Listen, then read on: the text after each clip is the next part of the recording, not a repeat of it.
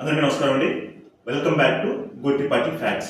ఈరోజు నేను వైఎస్ఆర్సిపి మాజీ ఎమ్మెల్యే అయినటువంటి ఒక అటు ఇటు కాని ఎమ్మెల్యే గురించి నేను మీతో మాట్లాడదాం అనుకుంటున్నాను. అందరూ ఈ వీడియో చివరి దాకా అయితే చూడండి. అటు ఇటు కాని ఎమ్మెల్యేకి చేరేంత వరకు కూడా ఈ వీడియో షేర్ చేయండి. నేను గన్నవరం ఎమ్మెల్యే అయినటువంటి అటు ఇటు కాని వల్లభనేని వంశీ గురించి మాట్లాడుతున్నానండి. వల్లభనేని వంశీ పైన అరెస్ట్ వారెంట్ అయితే జారీ చేశారు. హైదరాబాద్ లో దాక్కున్నాడు అని చెప్పి అతను అపార్ట్మెంట్కి వెళ్తే నేను ఇంట్లో లేను అని చెప్పిస్తున్నాడు.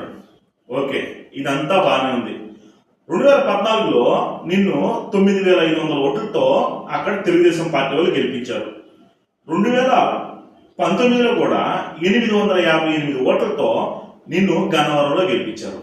ఓకే, అధికారంలో ఉన్నప్పుడు నువ్వు చేసిన తప్పులకి లోకేష్ గారు, చంద్రబాబు నాయుడు గారు నీకు మొటికాయలు వేశారని చెప్పే కోపంతో ఎప్పుడైతే చంద్రబాబు నాయుడు గారు తెలుగుదేశం పార్టీ ఓడిపోయిందో అప్పుడు వెంటనే యూటర్న్ తీసుకుని జగన్మోహన్ రెడ్డి దగ్గరికి వెళ్ళావు. జగన్మోహన్ రెడ్డి గారికి నీలాంటి ఎదవల అవసరం చాలా అవసరం. ఎందుకంటావా, అతనే పెద్ద సైకో, అతనే పెద్ద తెంగర్నాయాలు కాబట్టి మీలాంటి తెంగర్నాయాలందరినీ అతని పార్టీలో చేర్చుకుంటారు. చేర్చుకోవడమే కాకుండా నీ చేత చంద్రబాబు నాయుడు గారు ఓన్ కమ్యూనిటీని తిట్టేయడం, చంద్రబాబు నాయుడు గారి ఫ్యామిలీని తిట్టేయడం, లోకేష్ గారి ఫ్యామిలీని తిట్టేయడం, తల్లి లాంటి భువనేశ్వరి గారికి కూడా నీ ఇష్టం వచ్చినట్టు ఆ నోటుకు హద్దు లేకుండా ఎట్లా పడితే అట్లా మాట్లాడి అందరి చేత చీ అనిపించుకుని 2024లో సుమారు 38,000 ఓట్ల మెజారిటీతో ఓడిపోయావు. ఓకేనా? ఈరోజు ఏదైతే Gannavaram party Telugu Desam party office పైన దాడి జరిగిందో ఆ సంఘటనలో దాడి చేసింది మీరే, చెయ్యమంది నువ్వే. కానీ తెలుగుదేశం పార్టీ వాళ్ళ మీద, మగవాళ్ళ మీద కానీ ఆడవాళ్ళ మీద కానీ కేసులు పెట్టి రిమాండ్కి పంపించిన ఘనత నీదే.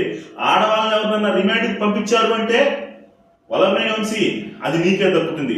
ఒక మహిళను అర్ధరాత్రి పోలీసులు ఇంటికి పంపించి ఆవిని రిమాండ్కి పంపించి నీ కక్ష తీర్చుకున్నావు చూడు వల్లభనేని వంశీ. అందుకే నేను ఈరోజు అంటున్నాను, నిన్ను అటు ఇటు కానీ మాజీ ఎమ్మెల్యే అని అంటున్నా.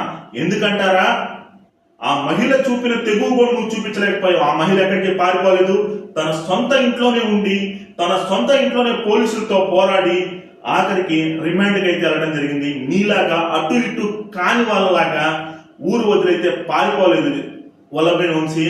తెలుగుదేశం పార్టీ మహిళల సత్తా ఆ విధంగా ఉంటే వైఎస్ఆర్సీపీలో ఒక మొగాడిలాగా నువ్వు బతకలేకపోయావు, ఆంధ్రప్రదేశ్ వదిలి పారిపోయావు అంటే నీ దుస్థితి ఏ విధంగా ఉందో ప్రజలందరికీ అర్థమైంది వల్లభనేని వంశీ.